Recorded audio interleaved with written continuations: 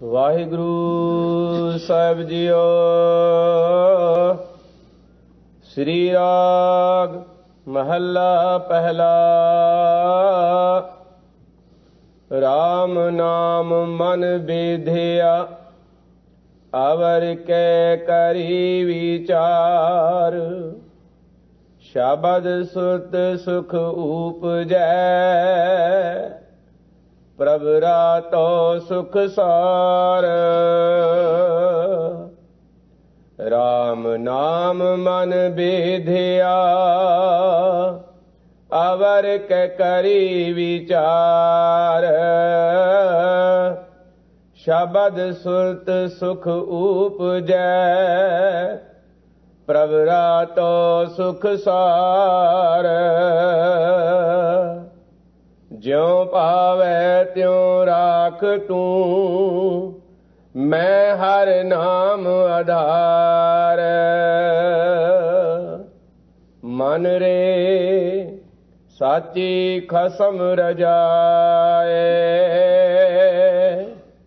ਜਿਨ ਤਨ ਮਨ ਸਾਜ ਸਿੰਗਾਰਿਆ। ਤਿਸ ਸੇਤੀ ਲਿਵ ਲਾਏ, ਰਹਾਉ। ਸ੍ਰੀ ਰਾਗ ਮਹੱਲਾ ਪਹਿਲਾ। ਰਾਮ ਨਾਮ ਮਨ ਬੇਧਿਆ, ਅਵਰ ਕੈ ਕਰੀ ਵਿਚਾਰ। ਵਾਹਿਗੁਰੂ ਜੀ ਕਾ ਖਾਲਸਾ, ਵਾਹਿਗੁਰੂ ਜੀ ਕੀ ਫਤਿਹ। ਪਰਮ ਸਨਮਾਨਯੋਗ ਸਤਿਗੁਰੂ ਮਹਾਰਾਜ ਦੀ ਸਾਜੀ ਨਵਾਜੀ ਹੋਈ ਗੁਰੂ ਖਾਲਸਾ ਸਤ ਸੰਗਤ ਜੀਓ। ਸਤਿਗੁਰੂ ਨੇ ਅਪਾਰ ਬਖਸ਼ਿਸ਼ ਕੀਤੀ। ਆਪ ਸੰਗਤਾਂ ਗੁਰਬਾਣੀ ਦੀ ਲੜੀਵਾਰ ਕਥਾ ਵਿਚਾਰ ਸਰਵਣ ਕਰ ਰਹੇ ਹੋ। ਸਤਿਗੁਰੂ ਦੇ ਬਚਨ ਹਨ, ਸਭ ਤੇ ਊਤਮ ਹਰ ਕੀ ਕਥਾ। ਨਾਮ ਸੁਣਤ ਦਰਦ ਦੁੱਖ ਲੱਥਾ। ਕਥਾ ਤੇ ਹੋਰ ਵੀ ਬੇਅੰਤ ਹਨ। ਸਾਰੀਆਂ ਹੀ ਕਥਾ ਕਹਾਣੀਆਂ ਦੇ ਨਾਲੋਂ ਸਤਿਗੁਰੂ ਦੀ ਪਾਵਨ ਬਾਣੀ ਦੀ ਹੀ ਕਥਾ ਇਹ ਇੱਕ ਮਹਾਨ ਸ੍ਰੇਸ਼ਟ ਕਥਾ ਹੈ। ਇਸੇ ਲਈ ਸਾਹਿਬ ਸਤਿਗੁਰੂ ਧੰਨ ਗੁਰੂ ਨਾਨਕ ਦੇਵ ਮਹਾਰਾਜ ਨੇ ਫਰਮਾਇਆ, ਬਾਣੀ ਬਿਰਲੋ ਵਿਚਾਰ ਸੀ, ਜੇ ਕੋ ਗੁਰਮੁਖ ਹੋਏ। ਇਹ ਬਾਣੀ ਮਹਾਂਪੁਰਖ ਕੀ, ਨਿਜ ਘਰ ਵਾਸਾ ਹੋਏ। ਗੁਰਬਾਣੀ ਦੀ ਵਿਚਾਰ ਕਰਨੀ ਹਰ ਆਦਮੀ ਦੇ ਵੱਸ ਦੀ ਗੱਲ ਨਹੀਂ ਹੈ। ਹਜ਼ੂਰ ਕਹਿੰਦੇ ਬਾਣੀ ਦੀ ਵਿਚਾਰ ਕੋਈ ਵਿਰਲਾ ਹੀ ਕਰਦਾ ਹੈ, ਔਰ ਉਹਦੇ ਲਈ ਇਹ ਇੱਕ ਸ਼ਰਤ ਹੈ, ਜਿਸ ਗੁਰਮੁਖ ਪਿਆਰੇ ਨੇ ਗੁਰਬਾਣੀ ਦੀ ਵਿਚਾਰ ਕਰਨੀ ਹੋਵੇ ਤਾਂ ਉਸ ਨੂੰ ਗੁਰਮੁਖ ਬਣਨਾ ਚਾਹੀਦਾ ਹੈ। ਗੁਰਮੁਖ ਬਣ ਕੇ ਗੁਰੂ ਨੂੰ ਸਮਰਪਿਤ ਹੋ ਕੇ ਅਤੇ ਗੁਰੂ ਦੇ ਸਨਮੁਖ ਹੋ ਕੇ ਜਦੋਂ ਕੋਈ ਵੀ ਗੁਰਸਿੱਖ ਮਾਈ ਭਾਈ ਗੁਰਬਾਣੀ ਦੀ ਵਿਚਾਰ ਕਰੇਗਾ, ਇਲਮ ਬਾ ਅਮਲ, ਫੇਰ ਹੀ ਉਹਦੀ ਵਿਚਾਰ ਦਾ ਦੂਸਰਿਆਂ ਦੇ ਆਚਾਰ ਤੇ ਪ੍ਰਭਾਵ ਪੈ ਸਕਦਾ ਹੈ। ਕਿਉਂ ਇਹ ਬਾਣੀ ਇੱਕ ਜੀਵਨ ਜਾਚ ਹੈ। ਇਸ ਨੂੰ ਆਪਣੇ ਜੀਵਨ ਦੇ ਵਿੱਚ ਢਾਲਣਾ ਜ਼ਰੂਰੀ ਹੈ। ਜਿਹੜੇ ਗੁਰਸਿੱਖ ਮਾਈ ਭਾਈ ਗੁਰਬਾਣੀ ਦੀ ਵਿਚਾਰ ਨੂੰ, ਗੁਰਬਾਣੀ ਦੇ ਸਿਧਾਂਤ ਨੂੰ, ਗੁਰਬਾਣੀ ਦੇ ਰਸ ਤੇ ਰਹੱਸ ਨੂੰ ਆਪਣੇ ਜੀਵਨ ਦੇ ਅੰਦਰ ਧਾਰਨ ਕਰਦੇ ਹਨ ਤੇ ਫਿਰ ਉਹ ਗੁਰਮੁਖ ਵੀ ਬਣ ਜਾਂਦੇ ਹਨ। ਤੇ ਗੁਰਮੁਖ ਬਣ ਕੇ ਗੁਰਬਾਣੀ ਦੀ ਵਿਚਾਰ ਕਰਨੀ ਇਹ ਇੱਕ ਸੋਨੇ ਤੇ ਸੁਹਾਗੇ ਵਾਲੀ ਗੱਲ ਹੁੰਦੀ ਹੈ। ਇਸੇ ਲਈ ਸਾਹਿਬ ਸਤਿਗੁਰੂ ਧੰਨ ਗੁਰੂ ਨਾਨਕ ਦੇਵ ਮਹਾਰਾਜ ਸੱਚੇ ਪਾਤਸ਼ਾਹ ਨੇ ਇਹ ਬਚਨ ਆਖੇ, ਇਹ ਬਾਣੀ ਮਹਾਂਪੁਰਖ ਕੀ, ਇਹ ਬਾਣੀ ਪਾਈ ਮਹਾਂਪੁਰਖ ਉਸ ਪਰਮ ਪੁਰਖ ਅਕਾਲ ਪੁਰਖ ਦੀ ਬਾਣੀ ਹੈ। ਜਿਹੜਾ ਇਸ ਬਾਣੀ ਨਾਲ ਜੁੜੇਗਾ, ਨਿਜ ਘਰ ਵਾਸਾ ਹੋਏ, ਉਹਦਾ ਆਪਣੇ ਅਸਲੀ ਘਰ ਦੇ ਵਿੱਚ ਨਿਵਾਸ ਹੋ ਜਾਵੇਗਾ। ਇਹਦਾ ਮਤਲਬ ਇਹ ਹੈ, ਇਹ ਬਾਣੀ ਸਾਨੂੰ ਸੱਚਖੰਡ ਦੇ ਵਿੱਚ ਵਾਸਾ ਦੇਣ ਵਾਲੀ ਹੈ। ਇਸੇ ਲਈ ਹਰ ਗੁਰਸਿੱਖ ਮਾਈ ਭਾਈ ਨੂੰ ਸਤਿਗੁਰੂ ਨੇ ਬਾਣੀ ਦੇ ਨਾਲ ਜੋੜਿਆ ਹੈ। ਕੋਈ ਗਾਵੇ, ਕੋ ਸੁਣੈ, ਕੋਈ ਕਰੈ ਵਿਚਾਰ, ਕੋ ਉਪਦੇਸ਼ੈ, ਕੋ ਦ੍ਰਿੜੈ, ਤਿਸ ਕਾ ਹੋਏ ਉਧਾਰ। ਧੰਨ ਗੁਰੂ ਨਾਨਕ ਦੇਵ ਮਹਾਰਾਜ ਸੱਚੇ ਪਾਤਸ਼ਾਹ ਸ੍ਰੀ ਰਾਗ ਦੀਆਂ ਅਸ਼ਟਪਦੀਆਂ ਅੰਦਰ ਪਾਵਨ ਪਵਿੱਤਰ ਉਪਦੇਸ਼ ਸਾਨੂੰ ਬਖਸ਼ਿਸ਼ ਕਰ ਰਹੇ ਹਨ। ਉੱਤਮ ਬਖਤੇ ਦੁਆਰਾ ਮਨ ਨੂੰ ਸੰਬੋਧਨ ਕਰਕੇ ਸਤਿਗੁਰੂ ਨੇ ਸਾਨੂੰ ਇਹ ਸਿੱਖਿਆ ਬਖਸ਼ੀ ਹੈ, ਮਨ ਰੇ ਸਾਚੀ ਖਸਮ ਰਜਾਏ, ਕਿ ਐ ਮਨਾ ਉਸ ਖਸਮ ਮਾਲਕ ਅਕਾਲ ਪੁਰਖ ਦੀ ਰਜ਼ਾ ਹੀ ਸੱਚੀ ਰਜ਼ਾ ਹੈ। ਜਿਨ ਤਨ ਮਨ ਸਾਜ ਸਿੰਗਾਰਿਆ, ਤੇ ਸੇਤੀ ਲਿਵ ਲਾਈ। ਸਾਹਿਬ ਸਤਿਗੁਰੂ ਸੱਚੇ ਪਾਤਸ਼ਾਹ ਫਰਮਾਉਂਦੇ ਨੇ, ਜਿਸ ਅਕਾਲ ਪੁਰਖ ਨੇ ਸਾਡੇ ਤਨ ਸਰੀਰ ਨੂੰ ਤੇ ਸਾਡੇ ਮਨ ਨੂੰ, ਸਾਜ ਦਾ ਅਰਥ ਹੈ ਬਣਾ ਕੇ, ਫਿਰ ਇਸ ਨੂੰ ਸ਼ਿੰਗਾਰਿਆ ਵੀ ਹੈ, ਤੇ ਸੇਤੀ ਲਿਵ ਲਾਏ। ਸਾਨੂੰ ਉਸ ਅਕਾਲ ਪੁਰਖ ਵਾਹਿਗੁਰੂ ਦੇ ਨਾਲ ਹੀ ਚਿੱਤ ਬਿਰਤੀ ਨੂੰ ਜੋੜਨਾ ਚਾਹੀਦਾ ਹੈ, ਕਿਉਂਕਿ ਸਾਨੂੰ ਰਚਣ ਵਾਲਾ ਵੀ ਉਹ ਹੈ, ਸਵਾਰਨ ਤੇ ਸ਼ਿੰਗਾਰਨ ਵਾਲਾ ਵੀ ਉਹ ਹੈ। ਉਹਦੀ ਰਜ਼ਾ ਦੇ ਵਿੱਚ ਚੱਲਣਾ ਤੇ ਉਸ ਵਾਹਿਗੁਰੂ ਦਾ ਸਿਮਰਨ ਕਰਨਾ, ਇਹ ਸਾਡਾ ਫਰਜ਼ ਹੈ, ਇਹ ਮਨੁੱਖੀ ਜੀਵਨ ਦਾ ਆਦਰਸ਼ ਹੈ। ਧੰਨ ਗੁਰੂ ਨਾਨਕ ਦੇਵ ਮਹਾਰਾਜ ਸੱਚੇ ਪਾਤਸ਼ਾਹ ਆਰੰਭ ਤੋਂ ਪਾਵਨ ਪਵਿੱਤਰ ਸਿੱਖਿਆ ਉਪਦੇਸ਼ ਸਾਨੂੰ ਬਖਸ਼ਿਸ਼ ਕਰ ਰਹੇ ਹਨ। ਆਪ ਸੰਗਤਾਂ ਪ੍ਰੇਮ ਦੇ ਨਾਲ ਸ਼ਬਦ ਦੀ ਵਿਚਾਰ ਸੁਣੋ ਤੇ ਇੱਕ ਵਾਰੀ ਪਿਆਰ ਦੇ ਨਾਲ ਆਖੋ, ਸਤਨਾਮ ਸ੍ਰੀ ਵਾਹਿਗੁਰੂ ਸਾਹਿਬ ਜੀਓ। ਸ੍ਰੀ ਰਾਗ ਮਹੱਲਾ ਪਹਿਲਾ। ਰਾਮ ਨਾਮ ਮਨ ਬੇਧਿਆ, ਆਵਰ ਕੇ ਕਰੀ ਵਿਚਾਰ। ਸਾਹਿਬ ਸਤਿਗੁਰੂ ਧੰਨ ਗੁਰੂ ਨਾਨਕ ਦੇਵ ਮਹਾਰਾਜ ਸੱਚੇ ਪਾਤਸ਼ਾਹ ਫਰਮਾਉਂਦੇ ਹਨ, ਗੁਰਮੁਖੋ ਵਾਹਿਗੁਰੂ ਦਾ ਨਾਮ ਹੀ ਸਰਵੋਤਮ ਸਾਧਨ ਹੈ। ਆਵ ਕਲੂ ਆਇਓ ਰੇ, ਇੱਕ ਨਾਮ ਬੋਵਹ ਬੋਵਹੁ, ਅਨ ਰੂਤ ਨਾਹੀ ਨਾਹੀ, ਮਤ ਪਰਮ ਭੂਲਹੁ ਭੂਲੋ।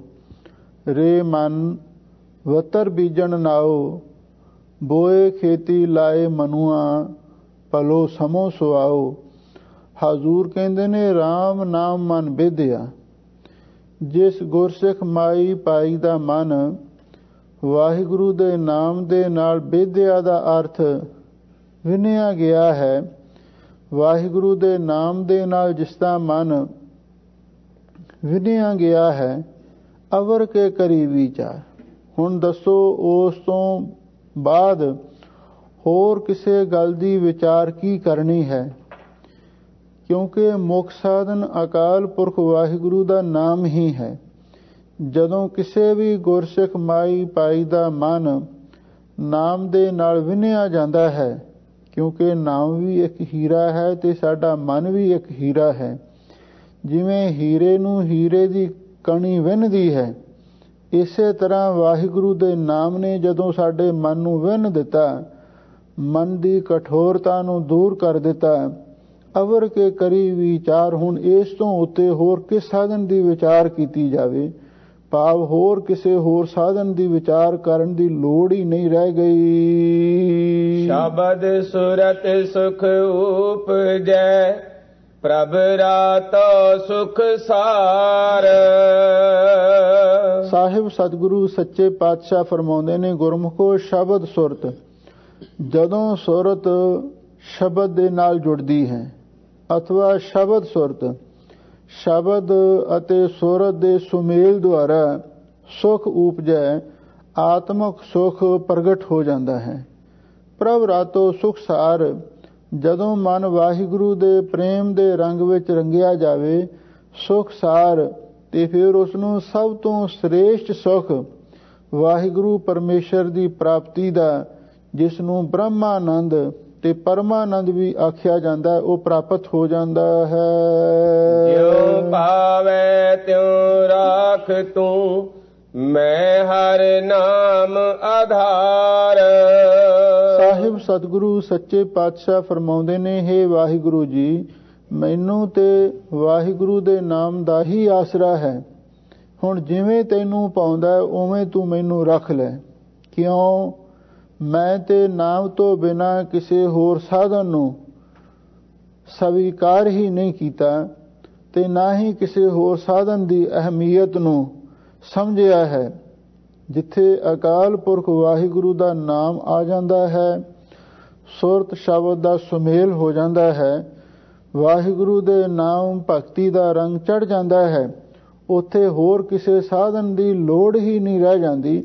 ਇਸ ਲਈ ਹੈ ਵਾਹਿਗੁਰੂ ਜੀ, ਮੈਨੂੰ ਤੇਰੇ ਵਾਹਿਗੁਰੂ ਨਾਮ ਦਾ ਹੀ ਆਸਰਾ ਹੈ। ਹੁਣ ਜਿਵੇਂ ਵੀ ਤੈਨੂੰ ਪਾਉਂਦਾ ਉਸੇ ਤਰ੍ਹਾਂ ਮੈਨੂੰ ਰੱਖ ਲੈ। ਮਨ ਰੇ ਸਾਚੀ ਖਸਮ ਰਜਾਏ, ਜਿਨ ਤਨ ਮਨ ਸਾਜ ਸਿੰਗਾਰਿਆ, ਤਿਸ ਸੇ ਤੇ ਲਿਵ ਲਾਏ ਰਹਾਉ। ਤਨ ਬੈ ਸੰਤਰ ਹੋਮੀਐ, ਇਕ ਰਤੀ ਤੋਲ ਕਟਾਏ। ਧੰਨ ਗੁਰੂ ਨਾਨਕ ਦੇਵ ਮਹਾਰਾਜ ਸੱਚੇ ਪਾਤਸ਼ਾਹ ਰਹਾਉ ਦੀਆਂ ਪੰਕਤੀਆਂ ਅੰਦਰ ਮਨ ਨੂੰ ਸਿੱਖਿਆ ਦਿੰਦੇ ਹਨ ਕਿ ਐ ਮਨਾ, ਉਸ ਮਾਲਕ ਦੀ ਰਜ਼ਾ ਸੱਚੀ ਹੈ ਤੇ ਤੈਨੂੰ ਵੀ ਉਹਦੀ ਰਜ਼ਾ ਮੰਨਣੀ ਚਾਹੀਦੀ ਹੈ। ਜਿਨ ਤਨ ਮਨ ਸਾਜ ਸੀਗਾਰਿਆ, ਜਿਸਨੇ ਤੇਰਾ ਮਨ ਵੀ ਤੇ ਤੇਰਾ ਤਨ ਵੀ ਬਣਾ ਕੇ ਫਿਰ ਇਸ ਨੂੰ ਸ਼ਿੰਗਾਰਿਆ ਵੀ ਹੈ, ਤੇ ਸੇਤੀ ਲਿਵ ਲਾਏ, ਤੈਨੂੰ ਉਸ ਵਾਹਿਗੁਰੂ ਦੇ ਨਾਲ ਹੀ ਆਪਣੀ ਲਿਵ ਚਿਤ ਬਿਰਤੀ ਨੂੰ ਜੋੜਨਾ ਚਾਹੀਦਾ ਹੈ। ਰਹਾਓ ਵਿਸਰਾਮ ਦੇ ਕਿ ਹੁਣ ਸਾਹਿਬ ਸਤਿਗੁਰੂ ਸੱਚੇ ਪਾਤਸ਼ਾਹ ਜਿਹੜੇ ਹੋਰ ਦੁਨੀਆ ਦੇ ਸਾਧਨ ਨੇ, ਕੀ ਉਹ ਨਾਮ ਦੇ ਬਰਾਬਰ ਹੋ ਸਕਦੇ ਨੇ? ਸਾਹਿਬ ਸਤਿਗੁਰੂ ਸੱਚੇ ਪਾਤਸ਼ਾਹ ਸਾਡੇ ਸਾਰੇ ਮਨ ਦੇ ਭੁਲੇਖੇ ਦੂਰ ਕਰਦੇ ਹਨ। ਤਨ ਬੈ ਸੰਤਰ ਹੋਮੀਆਂ, ਇੱਕ ਰਤੀ ਤੋਲ ਕਟਾਏ। ਕਹਿੰਦੇ ਭਾਈ, ਕੋਈ ਮਨੁੱਖ ਆਪਣੇ ਸਰੀਰ ਨੂੰ ਇੱਕ ਰਤੀ ਦੇ ਤੋਲ ਦੇ ਬਰਾਬਰ ਕਟਾ ਕਟਾ ਕੇ, ਭਾਵ ਆਪਣੇ ਸਰੀਰ ਦਾ ਕੀਮਾ ਕਰ ਕਰਕੇ ਬੈਸੰਤਰ ਹੋਮੀ ਹੈ। ਬੈਸੰਤਰ ਦਾ ਅਰਥ ਹੈ ਅੱਗ। ਇਸ ਨੂੰ ਅੱਗ ਦੇ ਵਿੱਚ ਵੀ ਹਮਨ ਕਰ ਦੇਵੇ, ਹੈ ਗੱਲ ਬਹੁਤ ਔਖੀ। ਪਰ ਸਾਹਿਬ ਸਤਿਗੁਰੂ ਸੱਚੇ ਪਾਤਸ਼ਾਹ ਫਰਮਾਉਂਦੇ ਨੇ, ਬਹੁਤ ਸਾਰੇ ਐਸੇ ਵੀ ਲੋਕ ਸਨ ਜਿਹੜੇ ਆਪਣੇ ਸਰੀਰ ਨੂੰ ਅੱਗ ਦੇ ਹਵਾਲੇ ਕਰ ਦਿੰਦੇ ਸਨ, ਪਰ ਹਜ਼ੂਰ ਕਹਿੰਦੇ ਇਹਦੇ ਨਾਲ ਕੋਈ ਪਰਮੇਸ਼ਰ ਦੀ ਪ੍ਰਾਪਤੀ ਨਹੀਂ ਹੋ ਸਕਦੀ। ਜੇ ਕੋਈ ਮਨੁੱਖ ਆਪਣੇ ਸਰੀਰ ਨੂੰ ਇੱਕ ਰੱਤੀ ਦੇ ਤੋਲ ਦੇ ਬਰਾਬਰ ਕਟਾ ਕੇ, ਭਾਵ ਕੀਮਾ ਕੀਮਾ ਕਰਕੇ ਆਪਣੇ ਮਾਸ ਨੂੰ ਤੇ ਆਪਣੇ ਸਾਰੇ ਸਰੀਰ ਦੇ ਅੰਗਾਂ ਪ੍ਰਤੰਗਾਂ ਨੂੰ ਅੱਗ ਦੇ ਵਿੱਚ ਵੀ ਹਮਨ ਕਰ ਦੇਵੇ, ਪਰ ਤਾਂ ਵੀ ਇਹਦੇ ਨਾਲ ਪਰਮੇਸ਼ਰ ਦੀ ਪ੍ਰਾਪਤੀ ਨਹੀਂ ਹੋ ਸਕਦੀ। ਤਨ ਮਨ ਸਮਧਾ ਜੇ ਕਰੀ, ਅਨ ਦਿਨ ਅਗਨ ਜਲਾਏ। ਜਾਂ ਫਿਰ ਦੂਸਰੇ ਨੰਬਰ ਤੇ ਆਪਣਾ ਤਨ ਵੀ ਤੇ ਆਪਣਾ ਮਨ ਵੀ, ਇਹਨੂੰ ਸਮਧਾ ਦਾ ਅਰਥ ਹੈ ਲੱਕੜਾਂ ਬਣਾ ਦਈਏ। ਸਮਧਾ ਦਾ ਅਰਥ ਲੱਕੜਾਂ ਹੈ। ਆਪਣੇ ਸਰੀਰ ਤੇ ਮਨ ਨੂੰ ਲੱਕੜਾਂ ਬਣਾ ਕੇ ਅਨ ਦਿਨ ਅਗਨ ਜਲਾਏ, ਰਾਤ ਦਿਨ ਇਹਨਾਂ ਨੂੰ ਅੱਗ ਦੇ ਵਿੱਚ ਸਾੜੀ ਜਾਈਏ। ਇਹਦਾ ਮਤਲਬ ਇਹ ਹੈ ਕਿ ਐਸੇ ਵੀ ਸਾਧੂ ਸਨ ਜਿਹੜੇ ਧੂਨੀਆਂ ਤਾਉਂਦੇ ਸਨ, ਉੱਤੋਂ ਸੂਰਜ ਦੀ ਧੁੱਪ ਪੈਂਦੀ ਸੀ, ਬਾਕੀ ਚਾਰ ਪਾਸੇ ਧੂਣੀਆਂ ਲਾ ਕੇ ਤੇ ਆਪਣੇ ਸਰੀਰ ਨੂੰ ਕਸ਼ਟ ਦਿੰਦੇ ਸਨ। ਉਹ ਕਹਿੰਦੇ ਅਸੀਂ ਤਪ ਕਰਦੇ ਹਾਂ। ਲੋ ਹਜ਼ੂਰ ਕਹਿੰਦੇ ਨੇ ਆਪਣੇ ਤਨ ਨੂੰ ਵੀ ਤੇ ਆਪਣੇ ਮਨ ਨੂੰ ਵੀ ਜੇ ਲੱਕੜਾਂ ਬਣਾ ਕੇ ਰਾਤ ਦਿਨ ਅੱਗ ਦੇ ਵਿੱਚ ਸਾੜਦੇ ਰਹੀਏ ਪਰ ਤਾਂ ਵੀ ਵਾਹਿਗੁਰੂ ਦੀ ਪ੍ਰਾਪਤੀ ਨਹੀਂ ਹੋ ਸਕਦੀ। ਹਰ ਨਾਮੈ ਤੁਲ ਨ ਪੁਜਈ, ਜੇ ਲੱਖ ਕੋਟੀ ਕਰਮ ਕਮਾਏ। ਧੰਨ ਗੁਰੂ ਨਾਨਕ ਦੇ ਮਹਾਰਾਜ ਸੱਚੇ ਪਾਤਸ਼ਾਹ ਫਰਮਾਉਂਦੇ ਨੇ, ਭਾਈ ਜੇ ਇਹੋ ਜਿਹੇ ਲੱਖਾਂ ਤੇ ਕਰੋੜਾਂ ਵੀ ਕੰਮ ਕਰ ਲਈਏ ਪਰ ਵਾਹਿਗੁਰੂ ਦੇ ਨਾਮ ਦੇ ਬਰਾਬਰ ਨਹੀਂ ਪਹੁੰਚ ਸਕਦੇ। ਬਹੁ ਸ਼ਾਸਤਰ ਬਹੁ ਸਿਮਰਤੀ, ਪੇਖੇ ਸਰਬ ਢੰਡੋਲ, ਪੂਜਸ ਨਾਹੀ ਹਰ ਹਰੇ ਨਾਨਕ ਨਾਮ ਅਮੋਲ। ਅੱਗੇ ਸਤਿਗੁਰੂ ਨੇ ਨਾਮ ਦੀ ਹੀ ਮਹਿਮਾ ਕੀਤੀ ਹੈ। ਹਜ਼ੂਰ ਕਹਿੰਦੇ ਨੇ ਬਈ ਸਰੀਰ ਦਾ ਕੀਮਾ ਕਰਕੇ ਜੇ ਅੱਗ ਦੇ ਵਿੱਚ ਹਵਨ ਕਰ ਦਈਏ ਤੇ ਜਾਂ ਤਨ ਤੇ ਮਨ ਦੀਆਂ ਲੱਕੜਾਂ ਬਣਾ ਕੇ ਰਾਤ ਦਿਨ ਅੱਗ ਵਿੱਚ ਸਾੜਦੇ ਰਹੀਏ, ਚਾਹੇ ਇਹੋ ਜਿਹੇ ਲੱਖਾਂ ਕਰੋੜਾਂ ਵੀ ਜਪ ਤਪ ਦੇ ਕਰਮ ਕਰ ਲਈਏ ਪਰ ਵਾਹਿਗੁਰੂ ਦੇ ਨਾਮ ਦੇ ਬਰਾਬਰ ਨਹੀਂ ਪਹੁੰਚ ਸਕਦੇ। ਕਿਉਂਕਿ ਵਾਹਿਗੁਰੂ ਦਾ ਨਾਮ ਜਪ ਕੇ ਸਾਡੇ ਮਨ ਨੂੰ ਸ਼ਾਂਤੀ ਮਿਲਦੀ ਹੈ ਅਤੇ ਨਾਲ ਹੀ ਵਾਹਿਗੁਰੂ ਦੀ ਪ੍ਰਸੰਨਤਾ ਮਿਲਦੀ ਹੈ। ਅਰਧ ਸਰੀਰ ਕਟਾਈਐ, ਸਿਰ ਕਰਵਤ ਧਰਾਏ। ਸਾਹਿਬ ਸਤਿਗੁਰੂ ਸੱਚੇ ਪਾਤਸ਼ਾਹ ਫਰਮਾਉਂਦੇ ਨੇ, ਭਾਈ ਵਾਹਿਗੁਰੂ ਦੇ ਨਾਮ ਤੋਂ ਬਿਨਾਂ ਚਾਹੇ ਕਿੰਨੇ ਵੀ ਹੋਰ ਸਾਧਨ ਕਰ ਲਈਏ, ਇੱਥੋਂ ਤੱਕ ਅਰਧ ਸਰੀਰ ਕਟਾਈਐ, ਆਪਣੇ ਸਰੀਰ ਨੂੰ ਅੱਧ ਵਿਚਕਾਰ ਤੋਂ ਵੀ ਕਟਾ ਦਈਏ। ਜਿਵੇਂ ਭਾਈ ਮਤੀ ਦਾਸ ਜੀ ਦਾ ਸਰੀਰ ਆਰੇ ਦੇ ਨਾਲ ਦੋ ਫਾੜ ਕੀਤਾ ਗਿਆ ਸੀ, ਵੀ ਇਸ ਤਰ੍ਹਾਂ ਜੇ ਆਪਣੇ ਸਰੀਰ ਨੂੰ ਅੱਧੋ ਅੱਧ ਵੀ ਕਟਾ ਦਈਏ ਤੇ ਸਿਰ ਕਰਵਤ ਧਰਾਏ, ਸਿਰ ਉਤੇ ਕਾਂਸ਼ੀ ਕਰਵਤਰ ਆਰਾ ਵੀ ਰਖਵਾ ਲਈਏ। ਕਿਉਂਕਿ ਕਾਂਸ਼ੀ ਦੇ ਵਿੱਚ ਇੱਕ ਕਾਂਸ਼ੀ ਕਰਵਤਰ ਹੈ, ਕਰਵਤਰ ਕਹਿੰਦੇ ਨੇ ਆਰੇ ਨੂੰ, ਔਰ ਕਹਿੰਦੇ ਨੇ ਉਹ ਆਰਾ ਇਸ ਢੰਗ ਦੇ ਨਾਲ ਬਣਾਇਆ ਹੋਇਆ ਹੈ। ਪੰਡਤ ਲੋਕਾਂ ਨੇ ਕੁਝ ਐਸੇ ਵਹਿਮ ਭਰਮ ਪਖੰਡ ਪ੍ਰਚਲਿਤ ਕੀਤੇ, ਲੋਕਾਂ ਨੂੰ ਵੈਰਾਗ ਦੀ ਕਥਾ ਕਹਾਣੀ ਸੁਣਾ ਕੇ ਉਹਨਾਂ ਦੇ ਮਨ ਸੰਸਾਰ ਵੱਲੋਂ ਉਪਰਾਮ ਕਰ ਦੇਣੇ। ਜਦੋਂ ਉਹਨਾਂ ਦਾ ਮਨ ਸੰਸਾਰ ਵੱਲੋਂ ਉਪਰਾਮ ਹੋ ਜਾਣਾ ਤੇ ਫਿਰ ਉਹਨਾਂ ਨੂੰ ਇਹ ਗੱਲ ਕਹਿ ਦੇਣੀ, ਲਓ ਹੁਣ ਅਸੀਂ ਤੁਹਾਨੂੰ ਮੁਕਤੀ ਦੇ ਦਿੰਦੇ ਹਾਂ ਤੇ ਜਿੰਨੀ ਧਨ ਦੌਲਤ ਹੈ ਉਹ ਤੁਸੀਂ ਸਾਡੇ ਹਵਾਲੇ ਕਰ ਦਿਓ। ਤੇ ਫਿਰ ਉਹਨਾਂ ਨੂੰ ਕਾਂਸ਼ੀ ਦੇ ਵਿੱਚ ਲਿਜਾ ਕੇ ਤੇ ਇੱਕ ਉੱਥੇ ਖੂਹ ਬਣਾਇਆ ਹੋਇਆ ਸੀ ਤੇ ਖੂਹ ਦੇ ਵਿਚਾਲੇ ਇੱਕ ਐਸੀ ਜਗ੍ਹਾ ਬਣਾਈ ਹੋਈ ਸੀ, ਉਸ ਜਗ੍ਹਾ ਦੇ ਉੱਤੇ ਮਨੁੱਖ ਨੂੰ ਬਿਠਾ ਦਿੱਤਾ ਜਾਂਦਾ ਤੇ ਫਿਰ ਉਤੋਂ ਉਹ ਕਾਂਸ਼ੀ ਕਰਵਤ ਆਰਾ ਸੁੱਟ ਦਿੱਤਾ ਜਾਂਦਾ, ਔਰ ਉਹ ਆਰਾ ਜਦੋਂ ਜਾ ਕੇ ਗਰਦਨ ਤੇ ਲੱਗਦਾ, ਸਿਰ ਕੱਟਿਆ ਜਾਂਦਾ, ਸਰੀਰ ਦੇ ਦੋ ਹਿੱਸੇ ਹੋ ਜਾਂਦੇ ਤੇ ਫਿਰ ਹੇਠਾਂ ਇੱਕ ਸ਼ਿਵਲਿੰਗ ਬਣਾਇਆ ਹੋਇਆ ਸੀ, ਉਹਦੇ ਉੱਤੇ ਜਾ ਕੇ ਖੂਨ ਡਿੱਗਦਾ ਤੇ ਕਹਿੰਦੇ ਹੁਣ ਸ਼ਿਵ ਜੀ ਪ੍ਰਸੰਨ ਹੋ ਗਏ ਹੈ, ਕਾਂਸ਼ੀ ਮਰਨਾਤ ਮੁਕਤੀ, ਹੁਣ ਕਾਂਸ਼ੀ ਵਿੱਚ ਮਰਨ ਵਾਲੇ ਨੂੰ ਮੁਕਤੀ ਪ੍ਰਾਪਤ ਹੋ ਜਾਵੇਗੀ। ਇਸ ਤਰ੍ਹਾਂ ਦੀਆਂ ਗੱਲਾਂ ਇਹਨਾਂ ਪੰਡਤ ਲੋਕਾਂ ਨੇ ਪ੍ਰਚਲਿਤ ਕੀਤੀਆਂ ਸਨ, ਪਰ ਅੰਗਰੇਜ਼ ਰਾਜ ਵੇਲੇ ਇਸ ਰਸਮ ਨੂੰ ਬੰਦ ਕਰ ਦਿੱਤਾ ਗਿਆ। ਕਿਉਂਕਿ ਜਦੋਂ ਸਾਰਾ ਪਿਛਲਾ ਰਿਕਾਰਡ ਚੈੱਕ ਕੀਤਾ ਗਿਆ, ਉਹਦੇ ਵਿੱਚ ਇੱਕ ਵੀ ਬ੍ਰਾਹਮਣ ਦਾ ਨਾਂ ਨਹੀਂ ਆਇਆ ਜਿਸ ਨੇ ਕਾਂਸ਼ੀ ਕਰਵਤ ਲਿਆ ਹੋਵੇ। ਉਹਦੇ ਵਿੱਚ ਵੱਡੇ ਵੱਡੇ ਰਾਜੇ ਮਹਾਰਾਜੇ, ਵੱਡੇ ਵੱਡੇ ਸਰਮਾਏਦਾਰ ਜਗੀਰਦਾਰ ਲੋਕਾਂ ਦੇ ਨਾਮ ਹੀ ਆਏ ਜਿਨ੍ਹਾਂ ਨੂੰ ਕਾਂਸ਼ੀ ਕਰਵਤ ਦਿੱਤਾ ਗਿਆ। ਉਹਨਾਂ ਦੀ ਐਸ਼ਵਰਜ, ਉਹਨਾਂ ਦੀ ਵਪੂਤੀ ਸਾਰੀ ਆਪ ਹੜਪ ਕਰ ਲਈ ਗਈ ਸੀ। ਇਸ ਤਰ੍ਹਾਂ ਇਹ ਬਹੁਤ ਸਾਰੇ ਲੋਕ ਸਨ ਜਿਹੜੇ ਅੰਧ ਵਿਸ਼ਵਾਸ ਦੇ ਕਰਮਾਂ ਦੇ ਵਿੱਚ ਪੈ ਕੇ ਸਿਰ ਕਰਵਤ ਧਰਾਏ, ਆਪਣੇ ਸਿਰ ਉੱਤੇ ਕਾਂਸ਼ੀ ਕਰਵਤ ਰਖਵਾਉਂਦੇ ਸਨ ਤੇ ਸੋਚਦੇ ਸਨ ਵੀ ਇਹਦੇ ਨਾਲ ਸਾਨੂੰ ਮੁਕਤੀ ਮਿਲ ਜਾਵੇਗੀ। ਪਰ ਸਾਹਿਬ ਸਤਿਗੁਰੂ ਸੱਚੇ ਪਾਤਸ਼ਾਹ ਕਹਿੰਦੇ, ਭਾਈ ਮੁਕਤੀ ਤਾਂ ਨਾਮ ਦੇ ਨਾਲ ਮਿਲਣੀ ਹੈ, ਚਾਹੇ ਆਪਣੇ ਕਾਂਸ਼ੀ ਕਰਵਤ ਨੂੰ ਸਿਰ ਉੱਤੇ ਰਖਵਾ ਕੇ ਤੇ ਆਪਣੇ ਸਰੀਰ ਨੂੰ ਅੱਧੋ ਅੱਧ ਵੀ ਕਟਾ ਦਈਏ, ਪਰ ਤਾਂ ਵੀ ਇਹਦੇ ਨਾਲ ਵਾਹਿਗੁਰੂ ਦੀ ਪ੍ਰਸੰਨਤਾ ਨਹੀਂ ਹੋ ਸਕਦੀ। ਤਨ ਹੈ ਮਨ ਚਲ ਗਾਲੀਐ, ਭੀ ਮਨ ਤੇ ਰੋਗ ਨ ਜਾਏ। ਸਾਹਿਬ ਸਤਿਗੁਰੂ ਸੱਚੇ ਪਾਤਸ਼ਾਹ ਫਰਮਾਉਂਦੇ ਨੇ, ਭਾਈ ਜਿਸ ਤਨ ਸਰੀਰ ਨੂੰ ਹੈ, ਮੰਚਲ ਦਾ ਅਰਥ ਹੈ ਹਿਮਾਲਾ ਪਰਬਤ, ਜਿੱਥੇ ਬਰਫ਼ ਜੰਮੀ ਹੋਈ ਹੈ, ਜੇ ਆਪਣੇ ਸਰੀਰ ਨੂੰ ਉਸ ਬਰਫਾਨੀ ਪਹਾੜ ਤੇ ਲਿਜਾ ਕੇ ਉੱਥੇ ਵੀ ਗਾਲ ਦੇਈਏ ਵੀ ਮਨ ਤੇ ਰੋਗ ਨਾ ਜਾਏ, ਤਾਂ ਵੀ ਸਾਡੇ ਮਨ ਦੇ ਵਿੱਚੋਂ ਹਉਮੈ ਦਾ ਰੋਗ ਨਹੀਂ ਜਾ ਸਕਦਾ। ਕਰਮ ਕਰਤ ਵਧੇ ਅਹੰ ਮੇ, ਮਨੁੱਖ ਨੂੰ ਆਪਣੀ ਕੁਰਬਾਨੀ ਦਾ ਵੀ ਹੰਕਾਰ ਹੋ ਜਾਂਦਾ ਹੈ ਵੀ ਮੈਂ ਬਹੁਤ ਵੱਡੀ ਕੁਰਬਾਨੀ ਕੀਤੀ ਹੈ।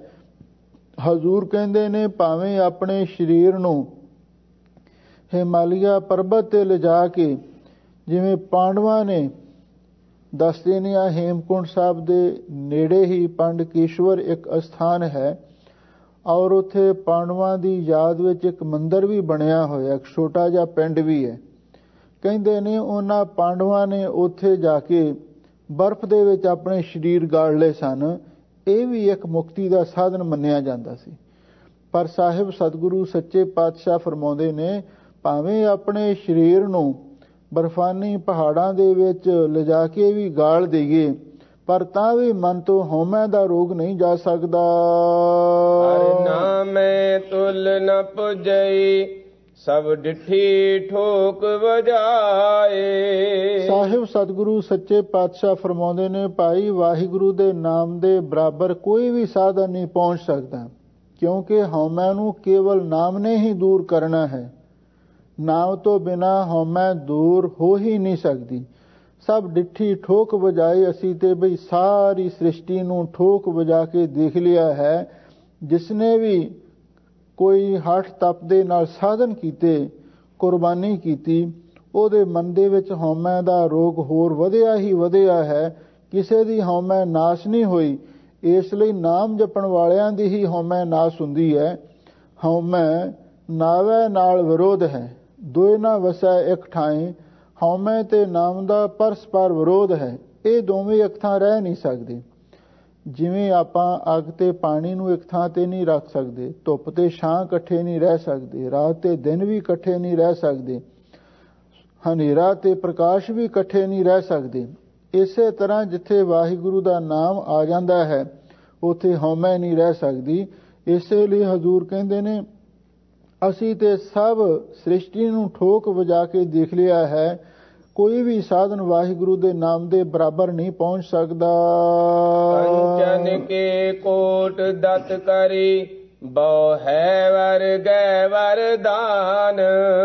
ਸਾਹਿਬ ਸਤਿਗੁਰੂ ਸੱਚੇ ਪਾਤਸ਼ਾਹ ਫਰਮਾਉਂਦੇ ਨੇ ਭਾਈ ਹੁਣ ਦਾਨ ਦੀ ਗੱਲ ਅੱਗੇ ਸ਼ੁਰੂ ਕਰਨ ਲੱਗੇ ਹਨ। ਕੰਚਨ ਕੇ ਕੋਟ ਦਤ ਕਰੀ, ਕੰਚਨ ਦਾ ਅਰਥ ਹੈ ਸੋਨਾ।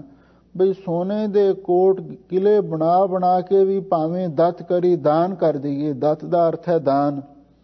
ਬਈ ਸੋਨੇ ਦੇ ਕਿਲੇ ਬਣਾ ਬਣਾ ਕੇ ਵੀ ਭਾਵੇਂ ਦਾਨ ਕਰ ਦਈਏ।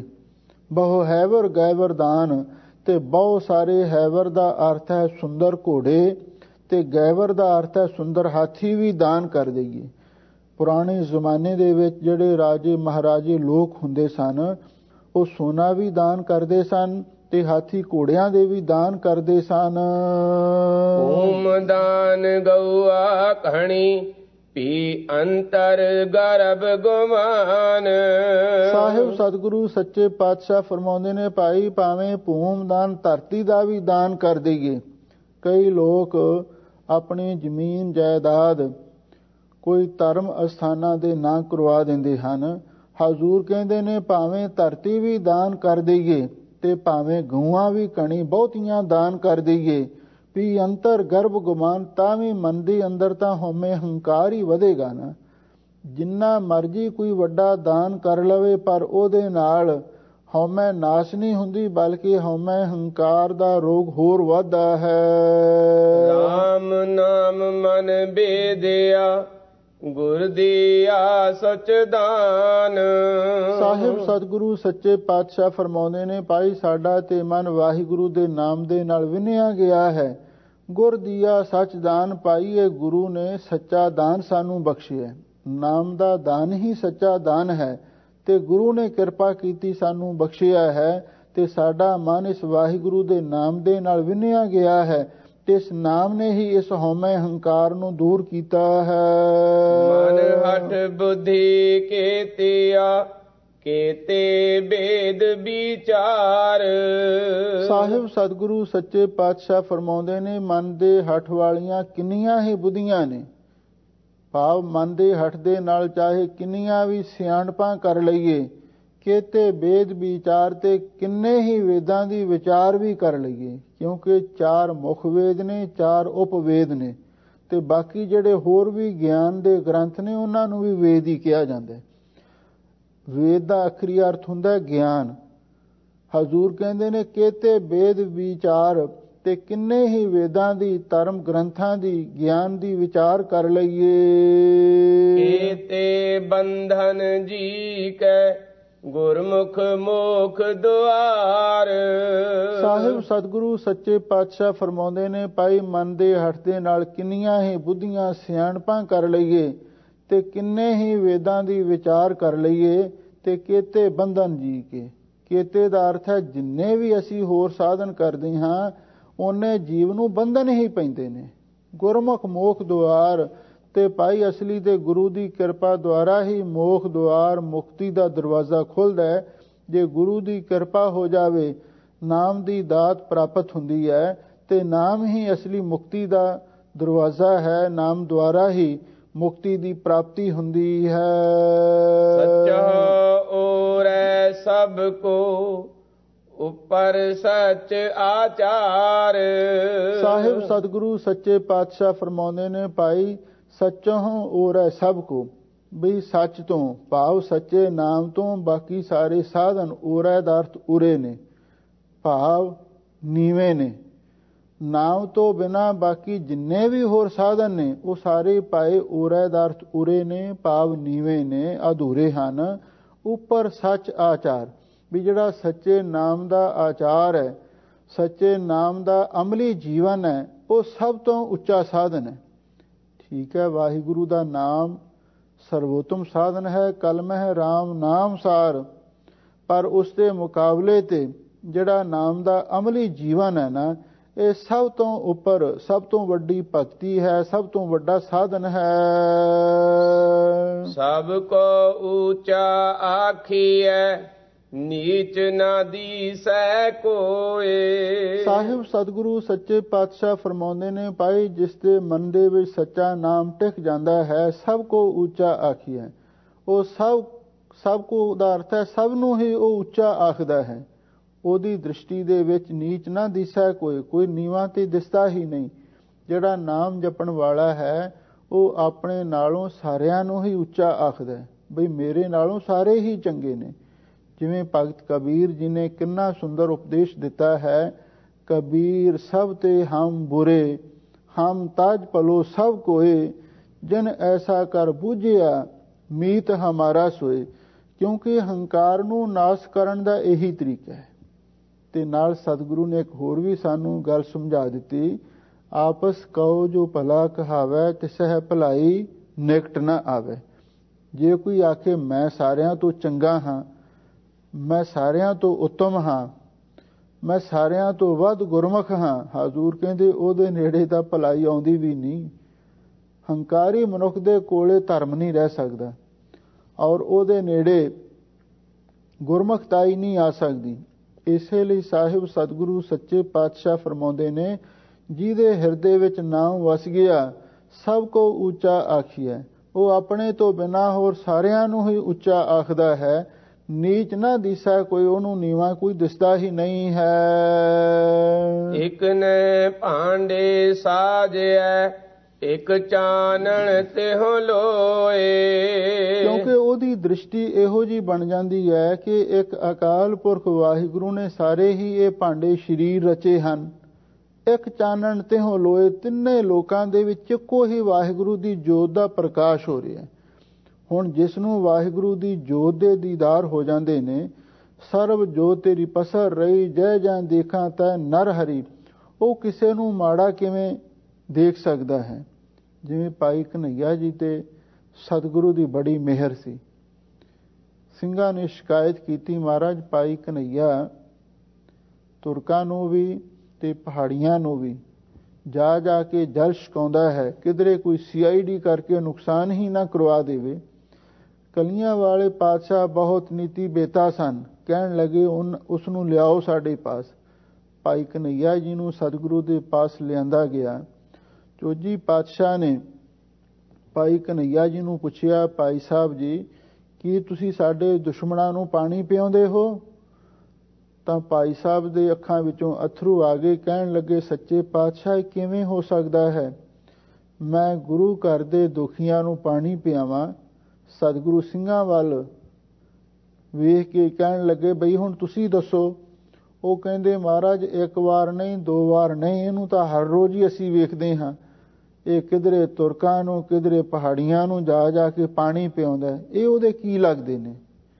ਜਦੋਂ ਇਹ ਗੱਲਾਂ ਆਖੀਆਂ ਤਾਂ ਉਸ ਵੇਲੇ ਸਤਿਗੁਰੂ ਕਹਿਣ ਲੱਗੇ, ਭਾਈ ਸਾਹਿਬ ਇਸ ਦਾ ਜਵਾਬ ਦਿਓ।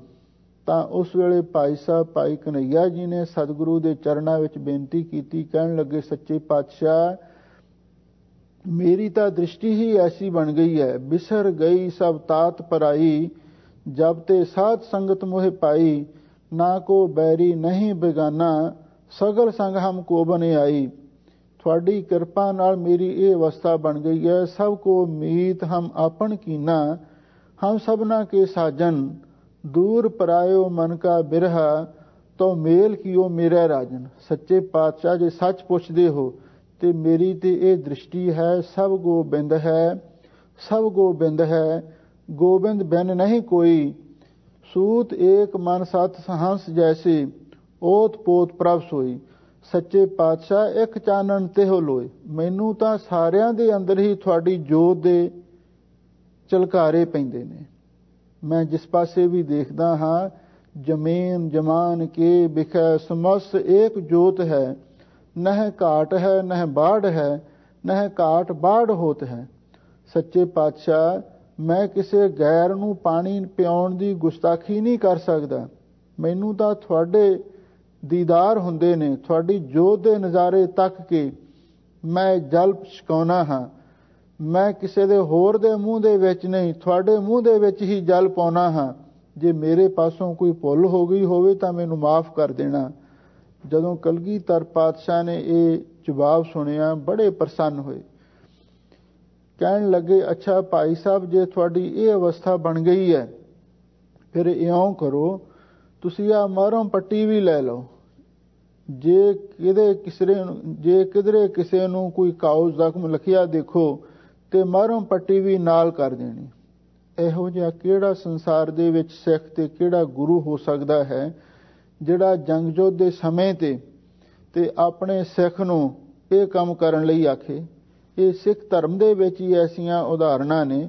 ਹਜ਼ੂਰ ਕਹਿੰਦੇ ਨੇ, ਇੱਕ ਨਾ ਪਾਂਡੇ ਸਾਜੇ, ਵੀ ਇੱਕ ਅਕਾਲ ਪੁਰਖ ਨੇ ਸਾਰੇ ਪਾਂਡੇ ਸਰੀਰ ਰਚੇ ਹਨ ਤੇ ਇੱਕ ਚਾਨਣ ਤਿਹੁ ਲੋਏ। ਇੱਕੋ ਹੀ ਵਾਹਿਗੁਰੂ ਦੀ ਜੋਤ ਦਾ ਪ੍ਰਕਾਸ਼ ਤਿੰਨੇ ਲੋਕਾਂ ਦੇ ਵਿੱਚ ਪ੍ਰਕਾਸ਼ ਰਿਹਾ ਹੈ।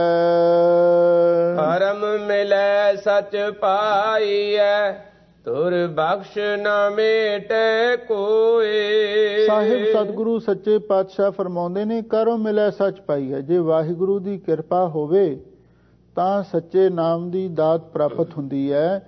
ਤੁਰ ਬਖਸ਼ ਨਾ ਮੇਟਾ ਕੋਈ। ਜਿਹੜੀ ਤੁਰ ਦਰਗਾਹ ਦੀ ਬਖਸ਼ਿਸ਼ ਹੈ, ਇਹਨੂੰ ਕੋਈ ਵੀ ਮੇਟ ਨਹੀਂ ਸਕਦਾ, ਕੋਈ ਖੋ ਨਹੀਂ ਸਕਦਾ, ਕੋਈ ਕਿਸੇ ਪਾਸੋਂ ਲਿਜਾ ਨਹੀਂ ਸਕਦਾ, ਕਿਉਂਕਿ ਵਾਹਿਗੁਰੂ ਦਾ ਨਾਮ ਤੁਰ ਦੀ ਬਖਸ਼ਿਸ਼ ਹੈ ਤੇ ਵਾਹਿਗੁਰੂ ਦੀ ਕਿਰਪਾ ਹੋਵੇ ਤਾਂ ਇਹ ਪ੍ਰਾਪਤ ਹੁੰਦਾ। ਤੇ ਜਿਹਨੂੰ ਪ੍ਰਾਪਤ ਹੋ ਜਾਵੇ, ਇਹ ਤੁਰ ਦਰਗਾਹ ਦੀ ਬਖਸ਼ਿਸ਼ ਨੂੰ ਕੋਈ ਮੇਟ ਨਹੀਂ ਸਕਦਾ। ਇਹਦਾ ਮਤਲਬ ਇਹ ਹੈ, ਜਿਹੜੇ ਕੋਈ ਰਿੱਧੀਆਂ ਸਿੱਧੀਆਂ ਵਾਲੇ ਲੋਕ ਨੇ ਨਾ, ਔਰ ਉਹ ਰਿੱਧੀਆਂ ਜਿਹੜੇ ਉਹਨਾਂ ਨਾਲੋਂ ਵਧੇਰੇ ਕੋਈ ਸ਼ਕਤੀ ਰੱਖਦੇ ਹੋਣ, ਉਹਨਾਂ ਦੀਆਂ ਰਿੱਧੀਆਂ ਸਿੱਧੀਆਂ ਖੋ ਵੀ ਲੈਂਦੇ ਨੇ। ਪਰ ਨਾਮ ਦੀ ਜਿਹੜੀ ਬਖਸ਼ਿਸ਼ ਹੈ, ਇਹ ਤੁਰ ਦਰਗਾਹ ਦੀ ਬਖਸ਼ਿਸ਼ ਹੈ। ਇਸ ਲਈ ਇਹਨੂੰ ਕੋਈ ਨਹੀਂ ਮੇਟ ਸਕਦਾ, ਇਹਨੂੰ ਕੋਈ ਨਹੀਂ ਖੋ ਸਕਦਾ। ਸਾਧ ਮਿਲੈ ਸਾਧੂ ਜਨੇ, ਸੰਤੋਖ ਵਸੈ ਗੁਰ ਭਾਏ। ਸਾਹਿਬ ਸਤਿਗੁਰੂ ਸੱਚੇ ਪਾਤਸ਼ਾਹ ਫਰਮਾਉਂਦੇ ਨੇ, ਭਾਈ ਸਾਧ ਮਿਲੈ ਸਾਧੂ ਜਨੇ। ਬਈ ਜਿਹੜੇ ਸਾਧੂ ਜਨ ਜਗਿਆਸੂ ਗੁਰਸਿੱਖ ਮਾਈ ਭਾਈ ਨੇ, ਸਾਧ ਮਿਲੈ, ਜਦੋਂ ਸਾਧੂ ਸਤਿਗੁਰੂ ਨੂੰ ਮਿਲਦੇ ਹਨ, ਸੰਤੋਖ ਵਸੈ ਗੁਰ ਪਾਏ, ਤੇ ਗੁਰੂ ਦੇ ਨਾਲ ਪਾਏ ਪ੍ਰੇਮ ਕਰਨ ਦੇ ਨਾਲ ਉਹਨਾਂ ਦੇ ਮਨ ਦੇ ਵਿੱਚ ਆ ਕੇ ਸੰਤੋਖ ਵਸ ਜਾਂਦਾ ਹੈ।